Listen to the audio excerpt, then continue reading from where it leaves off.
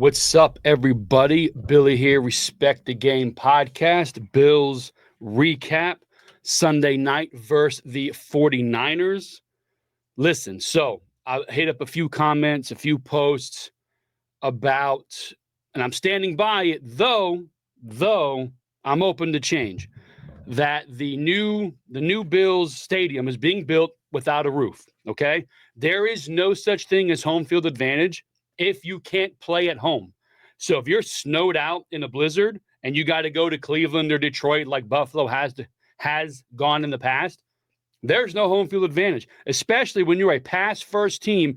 To not put a dome, at least a retractable roof on the new Bills stadium is insane to me. Now, I saw the game last night. I know you guys watching. Oh, you're a troll. You're a Bills hater. I've gotten this from Bills fans before. No, I am Bills through and through, but I'm logical. We're a pass first team. The Bills are a pass first team. So to have a blizzard is a big problem. Now, last night, holy crap, did they run the ball? They ran the ball first down, second down, third down, threw some timely throws, but they ran the ball, and they didn't just run it with Josh Allen. Like, they actually ran the ball, called run plays. I was floored to see that.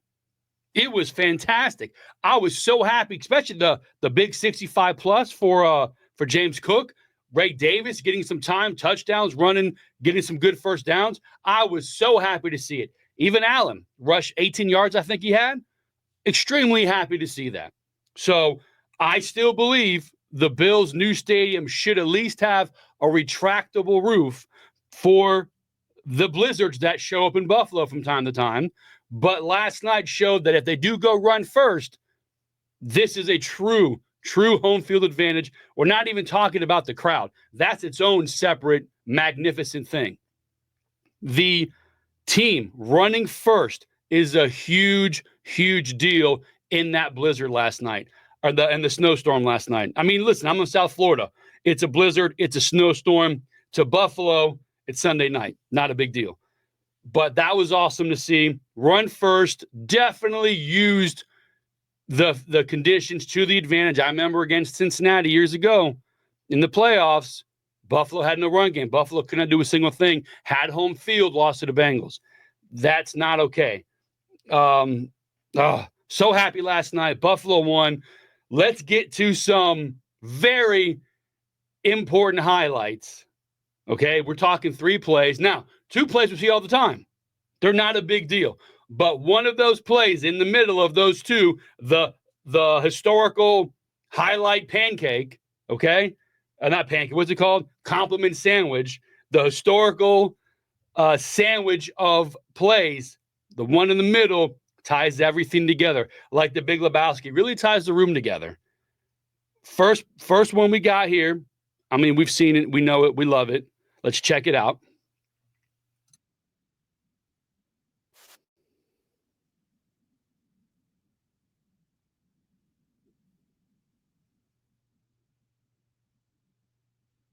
Beautiful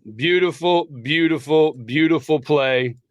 Mac Hollins, you saw they commented on during the game, boxing people out, getting where he needed to be, using that big body. Mac Hollins, to me, getting to know him a little bit on the Bills.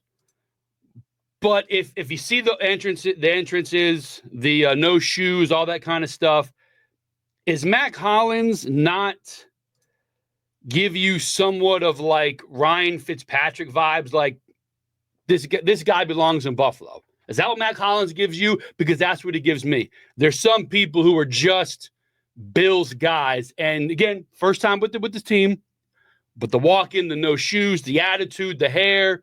I mean, we saw the Chiefs when he was running in and Allen running for the touchdown. Mac doing one of these. He's like, bro, touchdown. I didn't even got to look at the play. He seems to be one of those guys, Mac Hollins, for the Bills.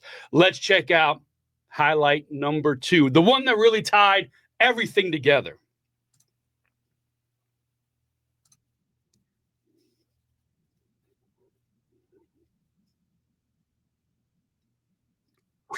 Oh, oh my God, bro. Was that not just like you're thinking, oh, they're going to call him dead, forward progress, or they call the play dead, forward progress, all that stuff. But they're letting him play. He's bouncing the ball around. And you see Allen for a quick second, just like kind of throw his hands up and give a nod. And bam, there it was. Gets it, dives, touchdown. So they counted this as a touchdown catch. I've never seen it before. I don't recall it. Hook and ladder, I always thought was kind of like a fumble recovery, so to speak. But it worked. And Allen got a touchdown pass and a reception on the fantasy team. Extremely happy about that. But that play was incredible. That play tied all the amazing plays we're used to seeing in general.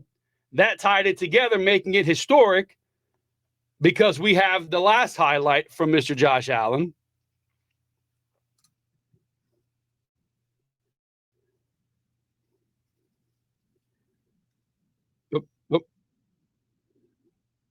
And look at the look.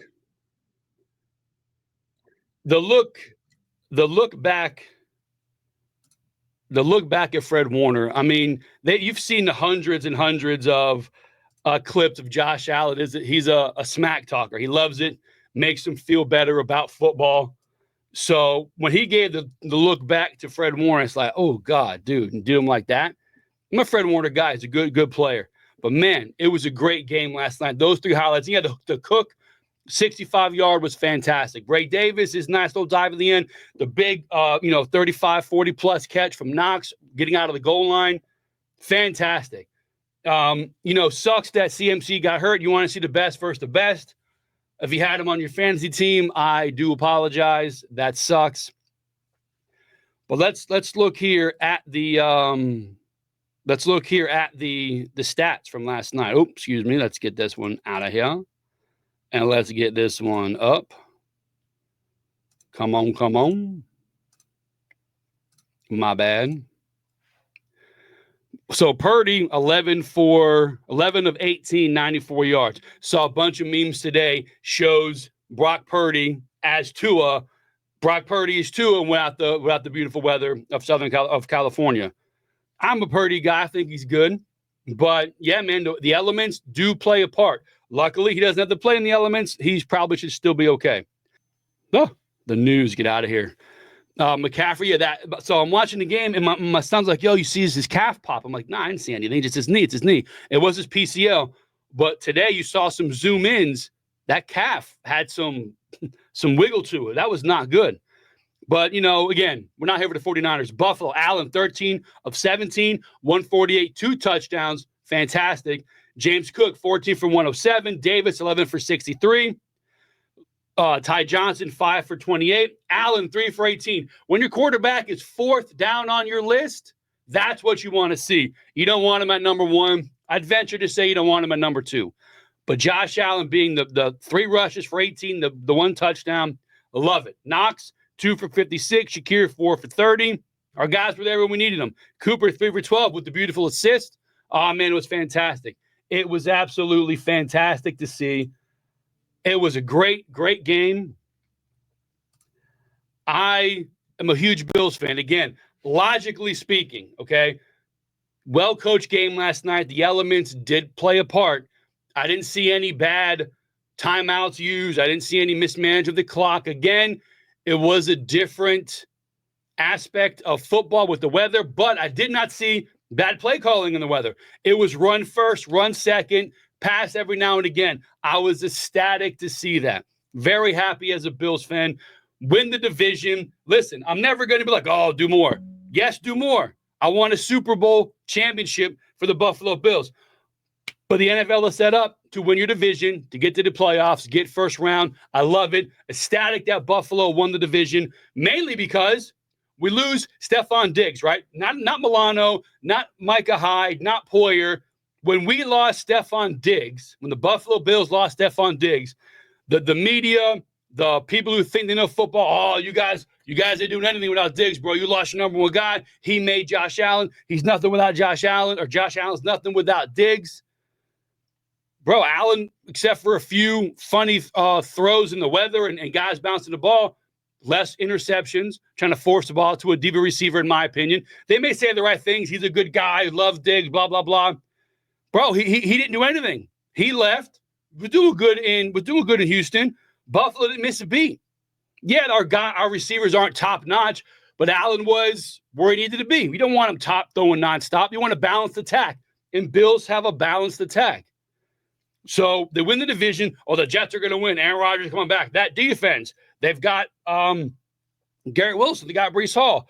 Oh, man, Buffalo's falling down. Miami, they're getting back to it. Look at that speed. Look at that. The mad scientist, Mike McDaniel. Bro, get out of here with that. We live in South Florida.